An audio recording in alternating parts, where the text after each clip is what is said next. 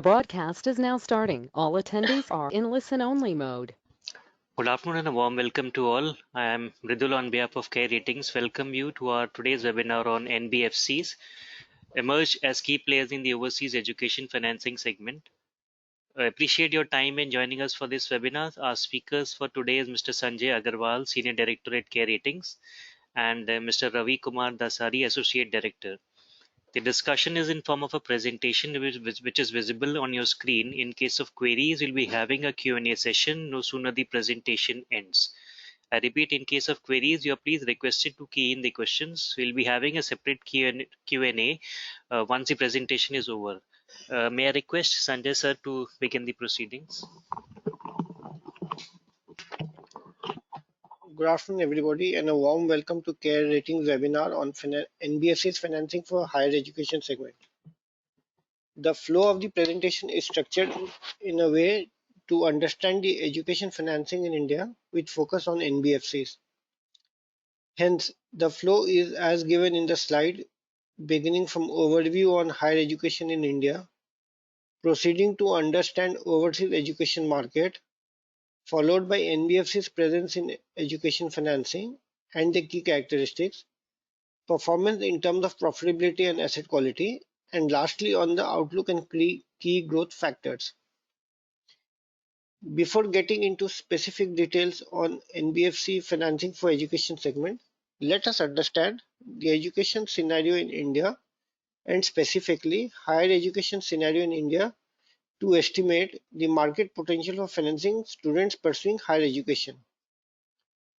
As per the ASHI report, the survey for higher education, there are about 993 universities, about 39,331 colleges, and 10,725 standalone institutions in India. The total enrollment in higher education is estimated to be 37.4 million, with gross enrollment ratio in higher education in India at 26.3% for age groups of 28 to 23 years, 18 to 23 years. As per the graph on the left side of the slide, which shows trend in GER of higher education in India, is showing an increasing trend which is positive, showing higher number of students pursuing higher education, which increases the chances of employment as also resulting in higher earning potential. However, the potential is still higher when compared to other countries as India's GER is on the lower side in spite of increasing trend over the years. To create a database of students going abroad, Ministry of External Affairs has developed a student registration module within the ministry's portal for dysphoria, which enables, known as MADAD, M-A-D-A-D, which enables Indian students abroad to register voluntarily. Basis this database, estimated students pursuing education overseas has shown substantial jump in the last 3 years. Based on the data, the popular destinations are Canada, US, Australia, New Zealand, and UK. The students pursuing courses in these geographies could be a mix of students studying all types of courses, including postgraduate and graduate courses. The proportion of spend on education has been increasing along with overall increase in amount remitted under the LRS scheme. The LRS scheme itself has been increasing at about say 36% per annum in the last 2 years. The total spend on education under the LRS has increased from about 10,000 crores to 25,500 crores in FY19.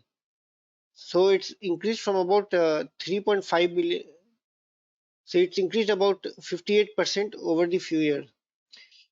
During the same period, LRS has increased from 52,900 crores to 98,300 crores. So the total spend on education and the LRS has increased from about 18% of the LRS spending to about 26% of LRS spending. There has been an increasing trend in students pursuing education abroad on the back of emergence of education hubs in new geographies and increasing financing options. Market share for NBFCs in overseas spend on education. The education loan in India has primarily been driven by the public sector banks on the back of government emphasis on providing financing to meritorious students from the lower socio-economic background. However, the emergence of NBFCs focusing on funding overseas education has been gaining traction in the last few years. There are a few NBFCs operating specializing in this segment, and some have started recently. The aggregate disbursement of NBFCs in overseas education financing stood around 6,000 crores per annum, which forms about 19% of the total overseas education spend. Apart from NBFCs and banks, financing for higher education is being met through various other sources, including funding by parents through own saving, borrowing from other channels such as friends and relatives, credit card borrowings, gold loan, loan against property, and other unorganized segments. Now my colleague Mr. Ravi Kumar will take you through the rest of the presentation.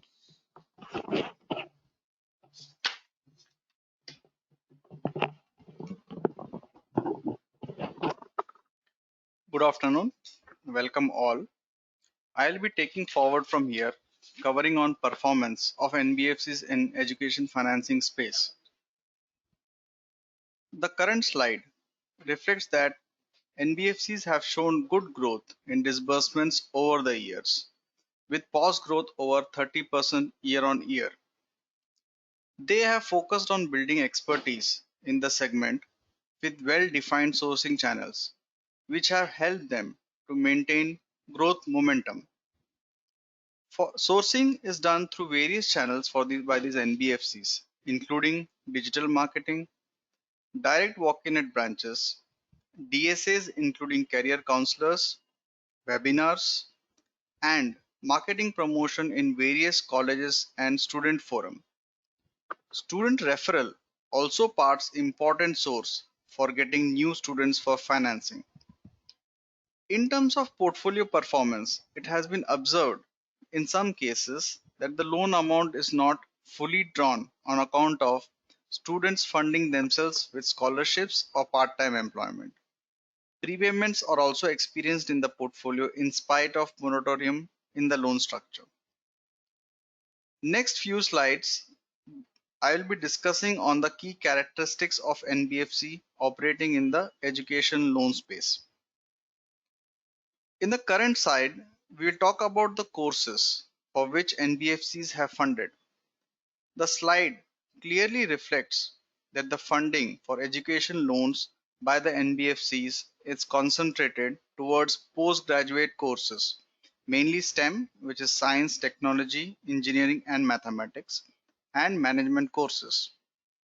Together, these courses continue to hold majority of the outstanding portfolio. NBFCs focus on funding students pursuing these courses as it is expected to lead to lower delinquencies because of higher employment opportunities along with higher earning potential. The current slide, which shows the ticket size of NBFCs being very different to that of banks, with majority of the loans in case of banks being in the range below 4 lakhs, which do not require any collateral, whereas in case of NBFCs, majority of the portfolio is more than 5 lakh ticket size. This is primarily because NBFCs caters to students going for education abroad, which is relatively expensive. The proportion of portfolio outstanding in the higher ticket size has been increasing, with NBFCs focusing on funding overseas students, and in the recent years the ticket size also increased on account of some of the NBFCs focusing on education infra funding segment.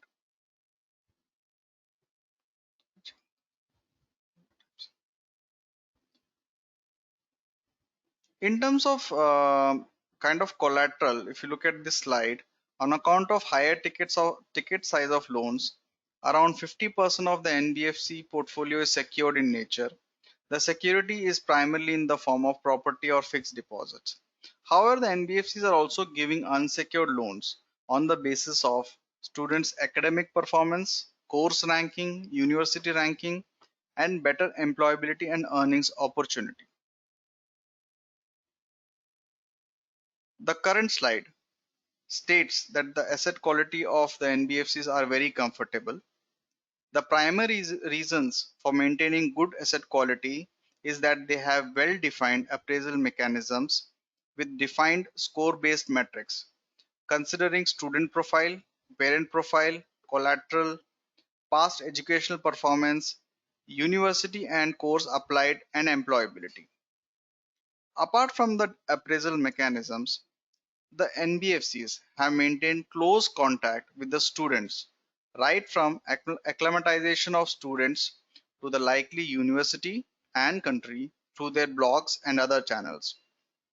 Post finalization, they also help the students in providing support services such as travel, forex requirement, any other support services.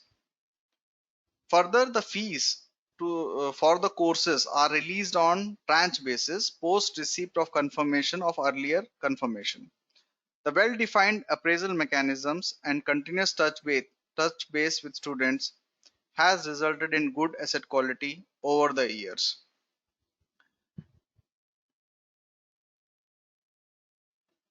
The slide, which shows the various profitability ratios across last few years. The profitability of the NBFCs is highly determined by the cost of funds, operating expenses, and credit cost. The yields on the loan portfolio for students ranges primarily between 12 to 14%. Yield charged to customers are range bound as they directly compete with banks and students, approaching them on account of feet on street approach and faster turnaround time. However, larger difference in interest rates will move the students to banks, hence IRR will be range bound. To maintain profitability, cost of funds become critical. As NIM is in the range of 3 to 4%, NBFCs have to manage their operating expenses and credit costs. Hence, NBFCs have to maintain asset quality stringently. Otherwise, profitability will be under pressure. Further, NBFCs in high growth phase will take longer to reach adequate profitability levels. Lastly, on the outlook and growth drivers going forward, we expect growth momentum for NBFCs to continue on account of the pointers as listed below. Increasing trend in gross enrollment ratio for higher studies, of which certain percentage of students likely to pursue higher studies overseas. Increase in number of geographies overseas for pursuing higher education. Diverse funding avenues with increasing penetration of NBFCs with focus on education loan segment such as school fee segment, vocational courses funding, etc. The NBFCs in this segment are expected to maintain a healthy growth rate of 25 to 30% year on year.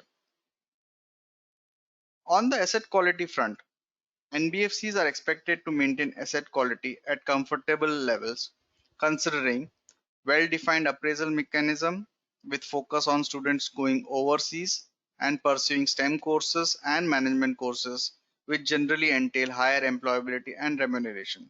This is the premise for maintaining asset quality at healthy levels going forward also.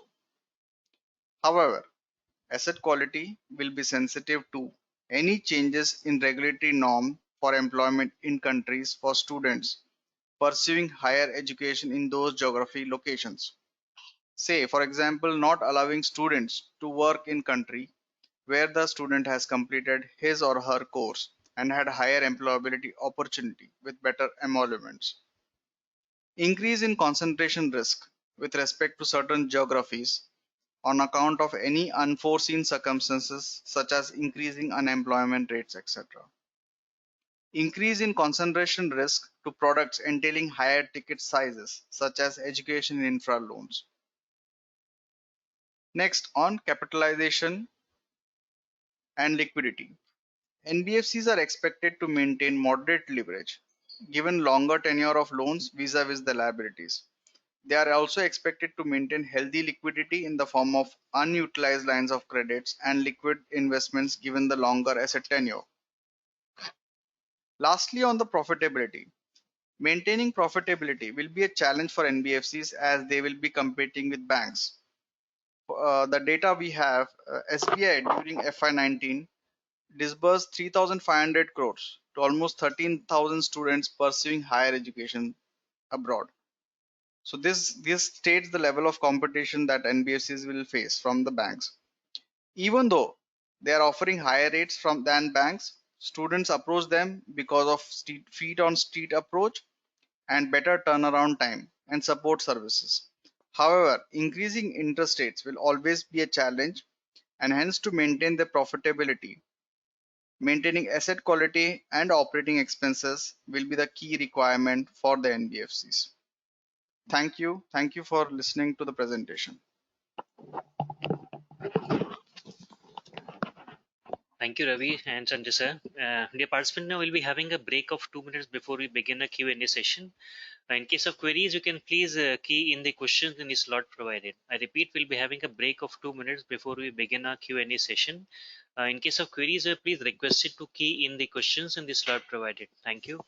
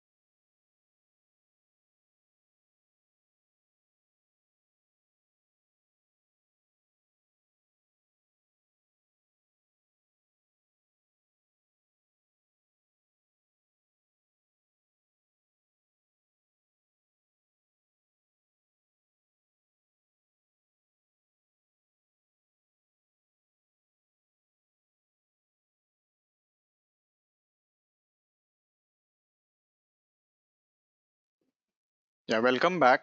We will be going through the Q&A session. The first question: what is average tenor and moratorium of loans? See, typically for these education loans, it's a 15-year tenor with 3 years of moratorium. That is 2 years for the course completion plus 1 year for the employment period. So typically 3 years is given. But under this moratorium period also, the interest has to be paid. So it could be a simple interest, it could be a part interest, but interest has to be serviced during this period.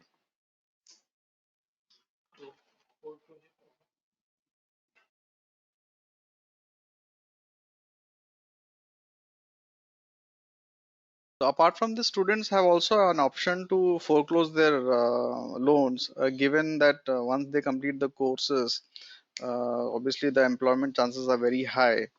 So generally, they can close the loan. Typically, they close the loan in 2 to 3 years also.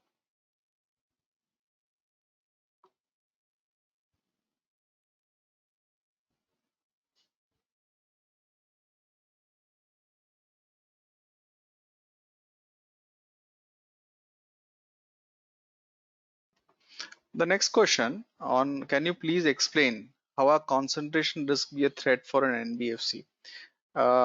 Typically, what we have seen is if the wholesale loans, that is high ticket size loans, increases, and there is a pressure on the asset quality for these high ticket size loans, then there's a pressure in terms of the loss ratios being very high, impacting the net worth.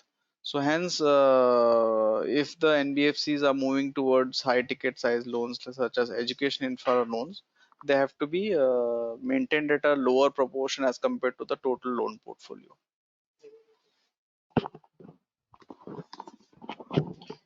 However, these NBFC that we are talking about are niche businesses, like the one we are discussing today on financing overseas education.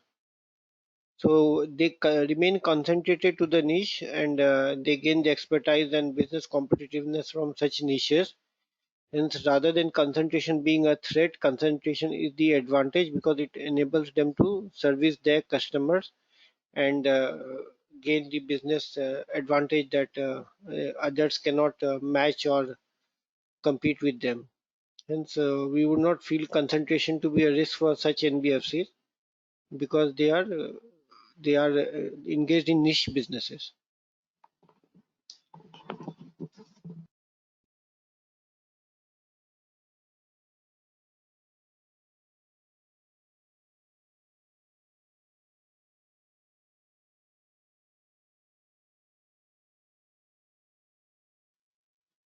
So in terms of next question, which courses can be considered as medium to high risk? So generally, typically, what we have seen is the NBFCs giving loans to students pursuing post-graduation courses, STEM courses, and the management courses, which generally entails higher employability. Now, if you look at other courses such as undergrad courses, could be one courses which could be high risk because of them lower employment opportunity. Certain vocational courses could also be where you will not find a suitable employment. So, given these could be of medium to high risk courses.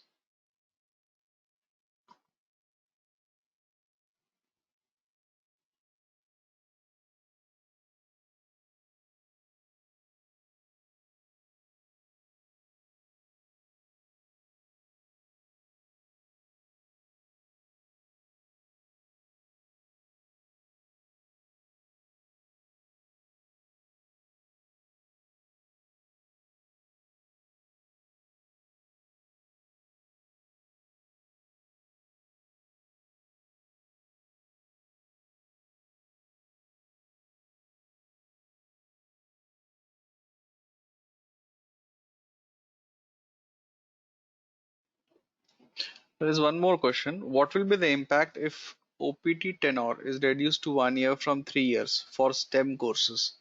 See, this question not very clear in terms of what is being trying to understand. Um, See, if the period of the courses is reduced, obviously it is better for the NBFCs because uh, then the tenor in terms of repayment that will also be adjusted based on the course tenor.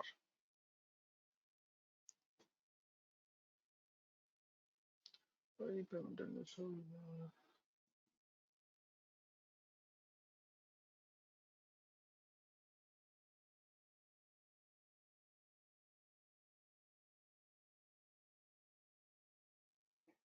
the next question is, what is average repayment tenure serviced by students considering pre-closure possibilities?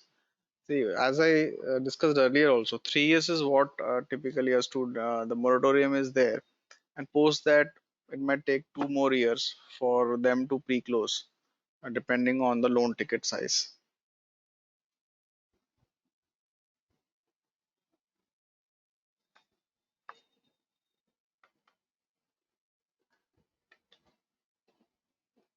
इसका बोल रहा हम लोग भेजेंगे।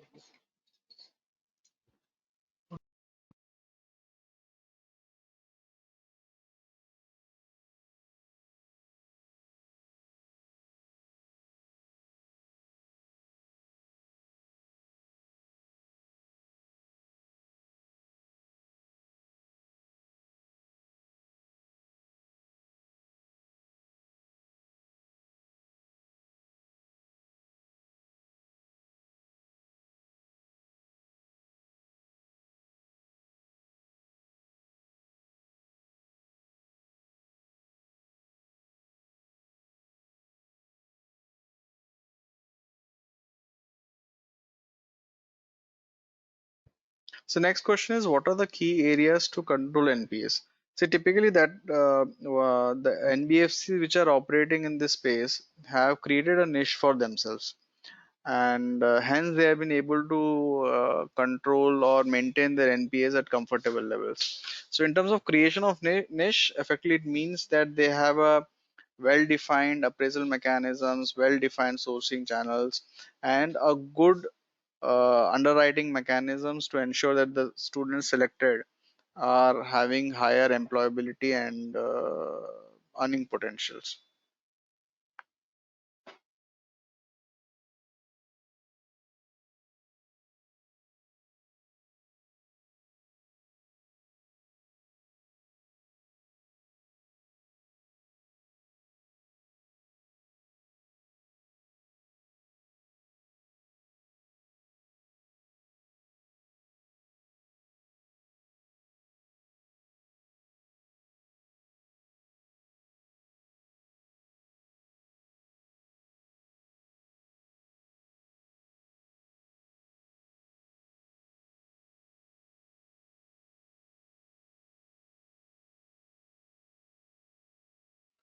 See, on the asset quality we have discussed. So there's a question: what is the average ENPA and NPA levels for education loans for higher education?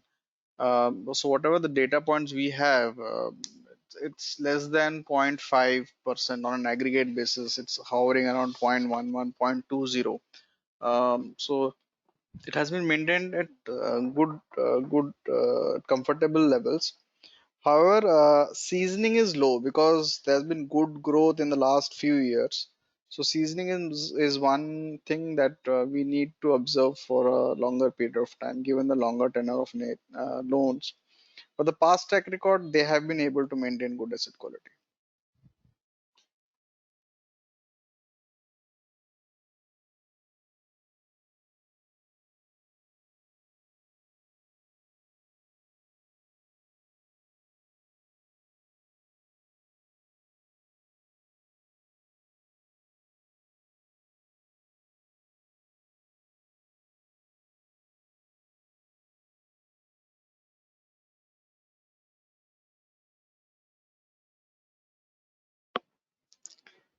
And that was the last question probably taken up for the day. There are a couple of queries, one from Mr. Gautam and there's one query from Ankit. What we'll do is we'll reply to these queries by email. No sooner the webinar ends, you'll be getting a comment box wherein you can just pose your queries over there. Thank you, participants, for taking your time out and being a part of this Care Ratings webinar. We hope it was insightful and look forward to your participation in future also. Again, any suggestions, feedbacks, or queries, you're most welcome to write to us in the comment box, which will be coming no sooner the webinar ends in your email box. Thank you and goodbye for now.